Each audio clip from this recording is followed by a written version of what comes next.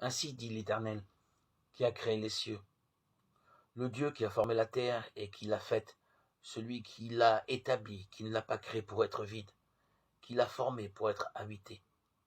Moi, je suis l'Éternel, et il n'y en a pas d'autre. Ésaïe 45, 18. J'étais croyant dans le sens où j'étais persuadé qu'il y a une cause suprême à toute chose. Je croyais donc au Créateur.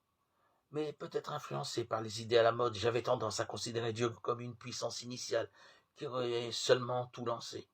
Un jour pourtant, j'ai été arrêté par cette pensée. Quand je fabrique quelque chose, c'est toujours dans un but, avec un projet en tête, qui précède la réalisation.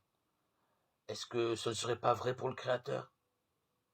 Il avait donc un immense projet dès le début. Et de plus, ce projet avait abouti à l'homme. Dieu pensait à l'homme, avant même d'entreprendre toute l'œuvre de la création.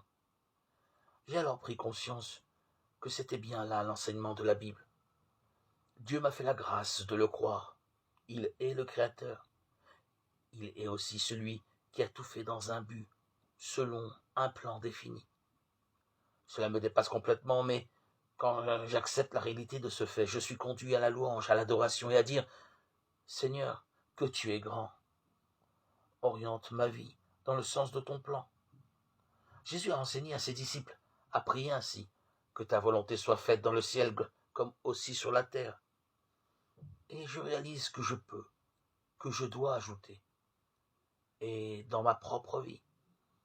Ce projet de Dieu passe par un moment unique dans l'histoire, celui où Jésus-Christ est devenu notre sauveur. Vous avez été rachetés par le sang précieux de Christ, comme d'un agneau sans défaut et sans tache, préconnu avant la fondation du monde. 1 Pierre 1, 18-20.